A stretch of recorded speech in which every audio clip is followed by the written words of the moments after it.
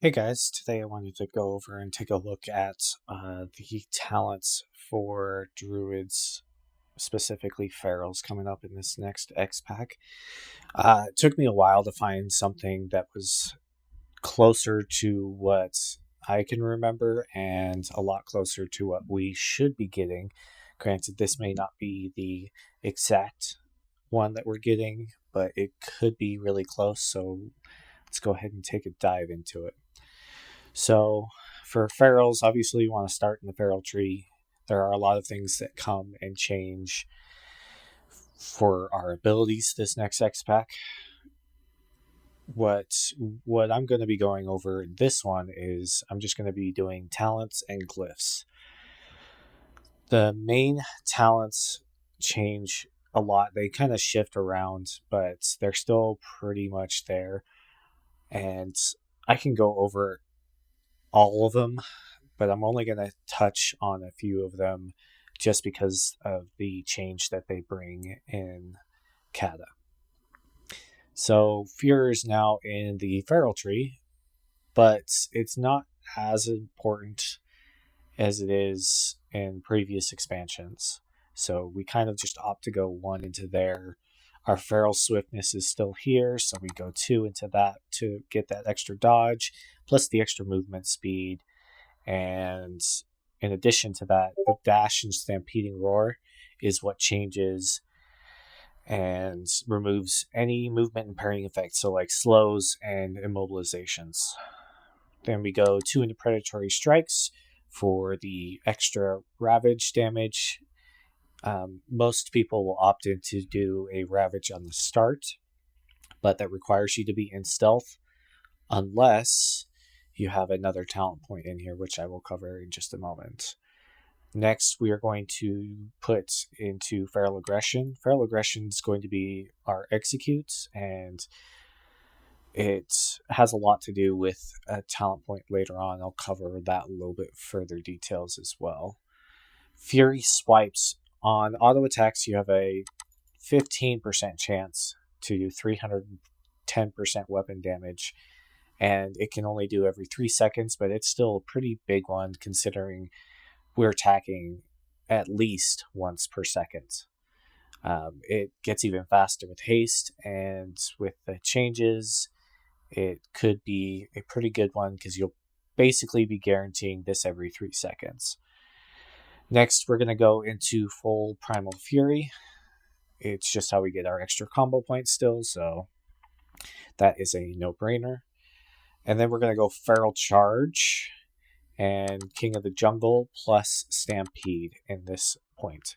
So Stampede is what's going to give us a little bit of extra melee haste for 10 seconds, or 8 seconds for each charge. So Bear Charge and Cat Charge.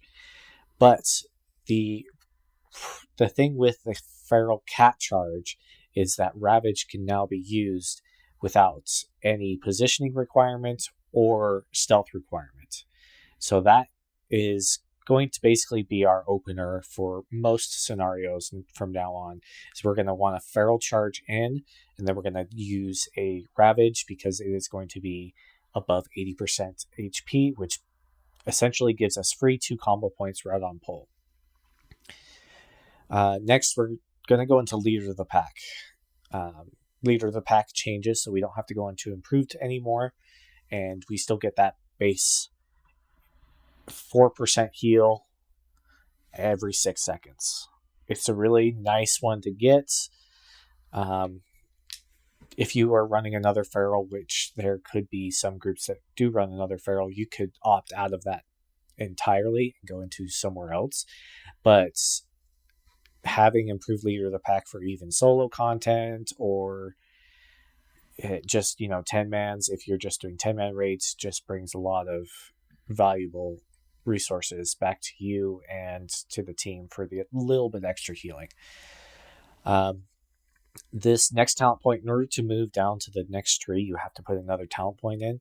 It can be quite controversial on where to put that talent point in. It kind of depends on what your role is for the group. If you are needing to interrupt, then you're going to want to go 2 of 2 into Brutal Impact for a 10-second interrupt, because Skull Bash comes in.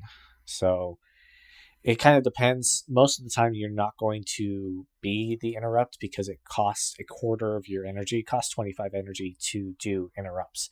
So they'll probably end up leaving it to somebody that's free and off the GCD, or to a tank, because tanks can also interrupt for the most part. So what I usually opt into for this point is just Nurturing Instinct. Yes, we do get a little bit of extra healing while in cat form, and we can do some off healing that way because our agi then converts into healing. So if we need oh crap, a healer's down, we need an extra healer for a second, there you go, while you're getting your battle res out, while they're getting mana and so on. That could be a big lifesaver for some raid groups. So Survival Instincts changes from a health increase to a 50% damage reduction for 12 seconds. That is huge, and everybody's going to want to have that type of thing. For a lot of the mechanics in Cata are raid-wide, and taking 50% less damage is pretty significant when you have your bark skin on cooldown. Next is going to be Primal Madness. So Primal Madness allows our Tiger's Fury and Berserk to give us 20 energy on use.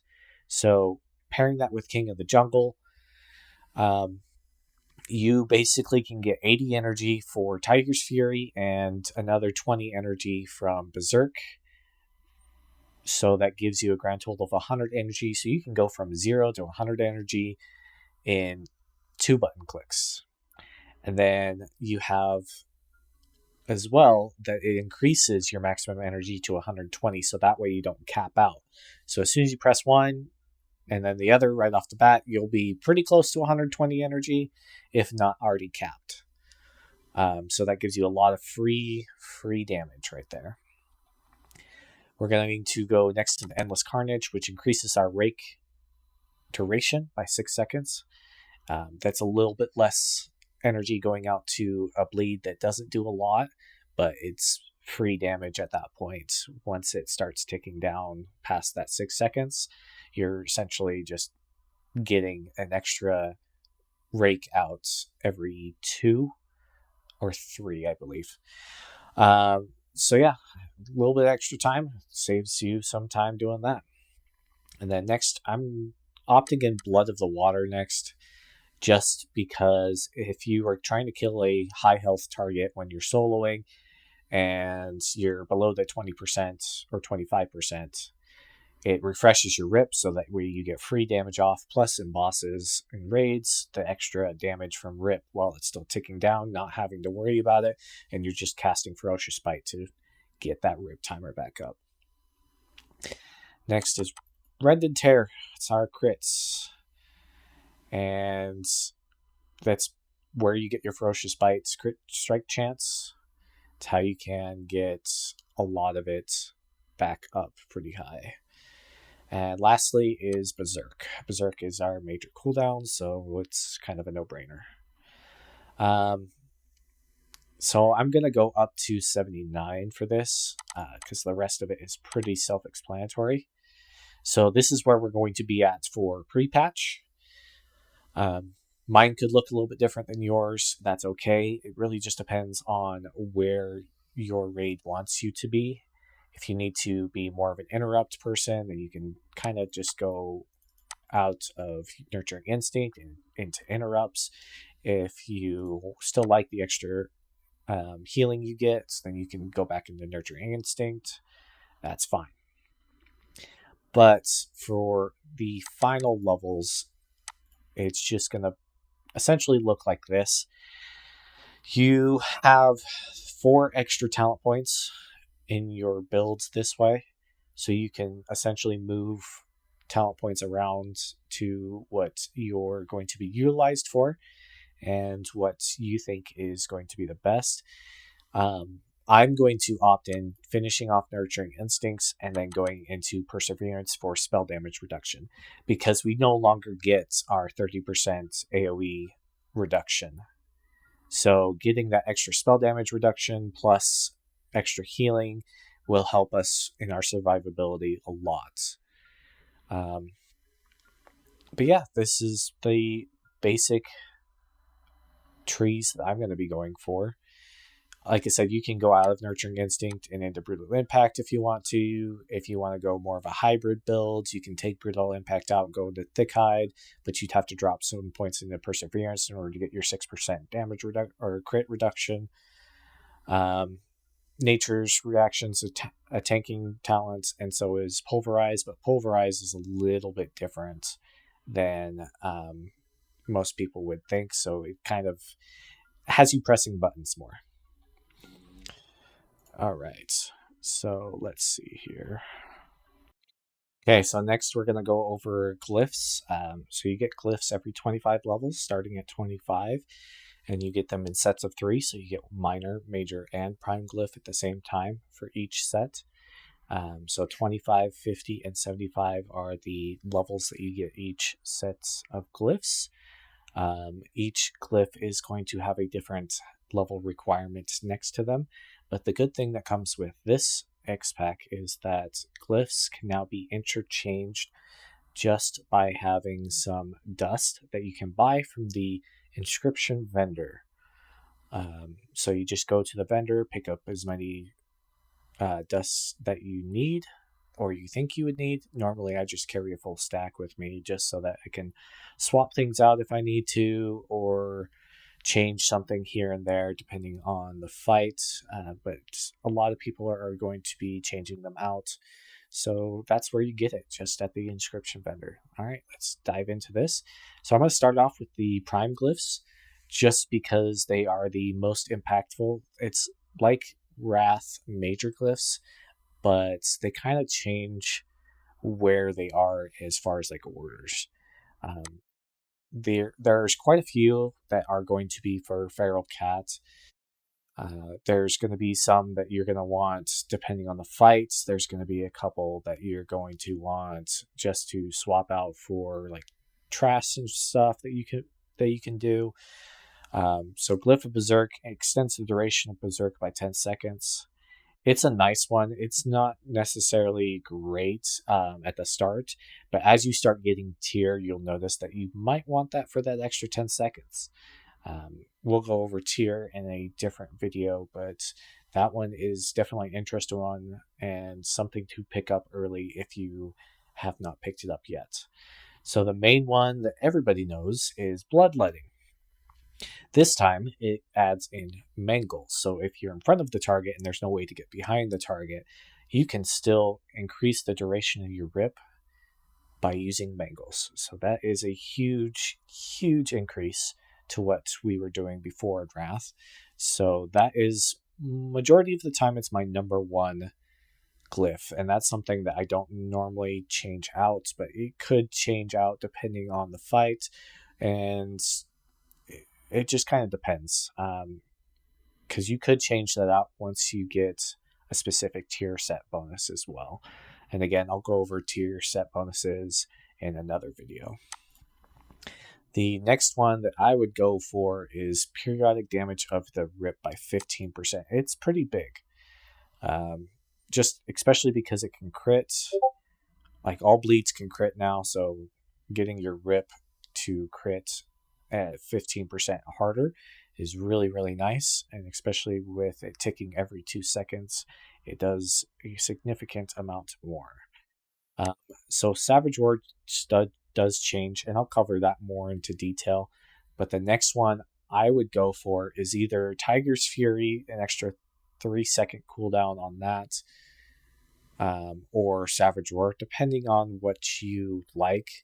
But because the Savage Roar and Tiger's Fury changes, this slot is kind of open to whatever you prefer. So I'm just going to leave it there until later and just kind of mix and match and play around with it as you choose. Major glyphs are pretty straightforward for Cat, though. There isn't very many. It changes a lot for what we used to do. The only ones that could be a decent one are Bark Skin is a good one, because if you have to oh crap tank, then having that crit reduction for that 10 seconds while your tank is getting back up is going to be really nice, but it's not necessarily warranted if you have another tank. But early on, some ferals will be the off tank, so it'll go for a completely different build. But this is just a pure cat video, so Fairy Fire range is nice, but not really great. Feral Charge is going to be one of the I'm going to be picking up just for that extra cooldown reduction on Feral Charge Cat, so you can get extra ravages off, and it's just free damage right there with that 30% haste, extra ravage, so on and so forth. Next one I would normally pick up is the Ferocious Bite one, but that one kind of is meh. You shouldn't be trying to spend extra energy to heal yourself. That should be more on your healers, but it is a nice one to pick up for when you're solo leveling. But the other one that I would put into this slot would be Rebirth, because there really isn't that many things in here that make it very impactful. But having a person come back with 100% life is really nice to get your team back up and going. So last slot for my major glyph, I'm also going to leave that one open to anybody else's interpretation. It really just depends on what you're doing and what you feel like you need at that time. For minor glyphs, they don't really change that much. It's the same glyphs. The only thing that gets changed is Tree of Life Form, but we're not playing Tree, we're playing Feral. So I opt in to get Mark of the Wild reduced and Unburdened Rebirth, so I don't have to carry extra reagents. The last one, it kind of depends on where you are as well. If you're in a raid setting, you're going to want that extra dash so you can get out of slowing effects, or if you need to gap close a little bit faster.